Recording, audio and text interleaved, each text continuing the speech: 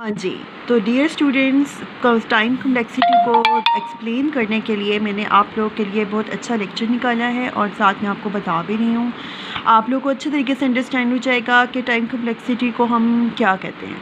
Basically time complexity जो होती है, बहुत से स्टूडेंट्स जो हैं वो इसको बहुत कंफ्यूज हो जाते हैं कि यह है क्या चीज़, क्या कंसेप्ट है और क्या चीज़ है।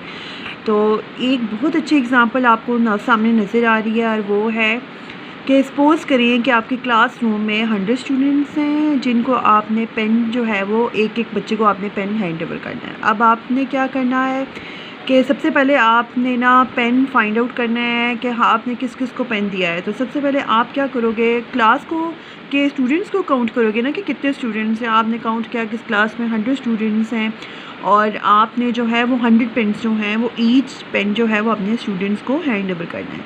तो बेटा अब आपने से 100 स्टूडेंट्स का मतलब ये है कि सबसे पहले आपने उसका ऑर्डर फाइंड आउट किया है। जैसे कि आपको सामने नज़र आ रहा है कि आपने ऑर्डर फाइंड आउट किया कि क्लास का कितना ऑर्डर है, 100 की क्लास है, 50 की क्लास है, मतलब आपने उसका ऑर्डर जो है वो जज कर लिया है। अब इसके बाद जो है वो नेक्स्ट चीज़ आपके सामने आपको इन्होंने लिखी हुई है O(n) स्क्वायर, यानी कि सबसे पहले आप जाओगे पूछोगे क्लास से कि इस क्लास में कितने बच्चे हैं, कितने प्रेजेंट हैं, कितने एब्सेंट हैं, तो उसके यहाँ से आप उसका ऑर्डर डिसाइड करोगे। फिर आप इंडिविजुअली हर बच्चे को दोगे। फिर उसके बाद आपने जो भी लॉगरिथम अप्लाई किया है कि इतने में दूंगी तो कितना गुजारा हो जाएगा, तो वो इस चीज़ को हम लोग कहते हैं टाइम कम्प्लेक्सिटी। अब ये जो O आपको सामने नज़र आ रहा है इसको हम ऑर्डर कहते हैं, ठीक है।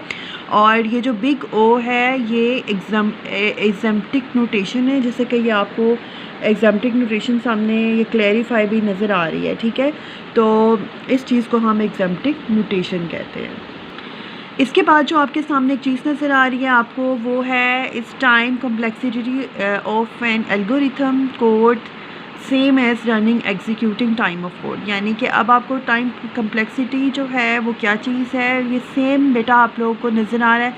ये कोड है जिसको आप रन कर रहे हो या एग्जीक्यूट कर रहे हो, यानी कि एक प्रोग्रामिंग है, ठीक है। बिल्कुल वैसे ही जैसे एक टाइम रिक्वायर्ड होता है, जैसे कि आपके सामने नज़र आ रहा है। मैं आपको एक दफ़ा ये रीड करके बता देती हूँ कि टाइम कम्प्लेक्सिटी ऑफ एल्गोरिथम जो है is not equal to the actual time required to execute a particular code, ठीक है।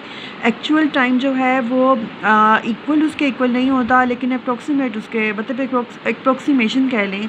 और नंबर ऑफ़ टाइम्स जो है वो जितनी दफ़ा टाइम एग्जीक्यूट होगी आपकी स्टेटमेंट, यानी कि वापस एंड पे वापस मतलब रिपीट होती रहेगी, तो उसको हम टाइम कमांड कहते हैं, ठीक है। उसके बाद जो चीज़ आपके सामने आ रही है वो है what is meant by time complexity of an algorithm.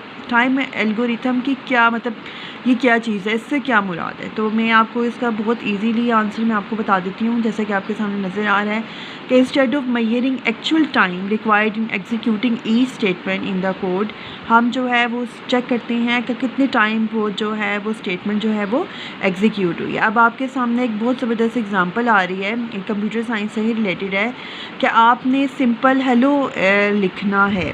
तो आप क्या करोगे कि इन्होंने इसको सी लैंग्वेज में इसको लिखा हुआ है कि इंक्लूड स्टूडियो, ये जो भी इसकी होती है। उसके बाद आप प्रिंट हेलो करोगे और उसके बाद जो है वो आपका स्टेटमेंट जो है वो रीड आउट कर लेगा। मतलब ये एक इसकी बहुत इजी एग्जांपल आपको इसकी इजी में दी हुई है। इसके बाद जो नेक्स्ट एग्जांपल आपको दी है वो है find sum of all elements of a list.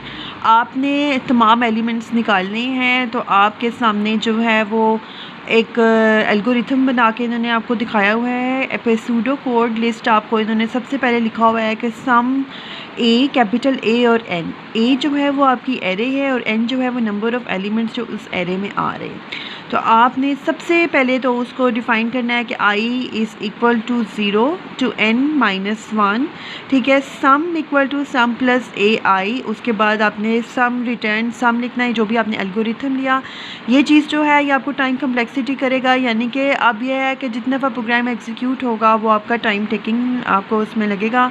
यानी कि फॉर एग्ज़ाम्पल अगर आप 1 पुट कर रहे हो तो 1 जो है वो आप 1 उसमें पुट कर रहे हो ना, तो आपके पास सम प्लस ए आई, यानी कि वो चीज़ आपके सामने जो है वो आती जाएगी। अब ये पूरा का पूरा कोड इन्होंने आपके सामने मेंशन हो रहा है, ये मैं आपको दिखा भी नहीं हूँ कि किस तरह से पहले आप उसको 1 पुट करोगे तो एक दफ़ा वो एग्जीक्यूट होगा, फिर जब आप उसमें 1 जो है वो ऐड अप करते जाओगे तो उतने टाइम जो है वो रिटर्न होकर वापस एग्जीक्यूट होगा। अब ये जो चीज़ मैं आपको इसका दिखा रही हूँ, ये टोटल कॉस्ट है, यानी कि टोटल जो है सम आपके सामने जो है वो कंप्यूटर ने आपको दिखा दिया है। 1 + 2 स्टेरिक n+1 + 2 स्टेरिक n+1 और बाद में इसको कैलकुलेट किया हुआ है। और ये चीज़ जो थी ये आपका ऑर्डर है। ओ जो है कैपिटल ओ जो है वो ऑर्डर को रिप्रेजेंट कर रहा है। एन इज़ फॉर इंटीजर्स, यहाँ पे हमने ये चीज़ किया। इसके बाद एक और चीज़, find sum of all elements of a matrix, ये आपके सामने नज़र आ रहा है आपको। आप इसको देख लो कि सबसे पहले मैट्रिक्स का साइज़ आपको पता चलना चाहिए, कितनी उसकी रोज़ होती हैं और कितनी इसकी कॉलम होती है। अगर आपको एक स्क्वायर मैट्रिक्स दिया हुआ है तो उसका रो और कॉलम जो है वो सेम होगा, यानी कि उसका ऑर्डर सेम होगा। और उसकी टोटल सम आपके सामने क्या आ जाएगा, a.n² + b.n + c। ठीक है, ये इस तरह करके इन्होंने बेसिकली जो है वो आपको एक्सप्लेन किया है अपना कॉम्प्लेक्सिटी, टाइम कॉम्प्लेक्सिटी का जो आपका टॉपिक था वो मैंने इसको कवर किया है। ठीक है, जज़ाकल्लाह, थैंक यू। नेक्स्ट वीडियो के लिए आप लोग वेट करें, नेक्स्ट वीडियो में आपको इसके आगे फर्दर प्रोसीड करूँगी अपना टॉपिक। ओके, थैंक यू, जज़ाकल्लाह।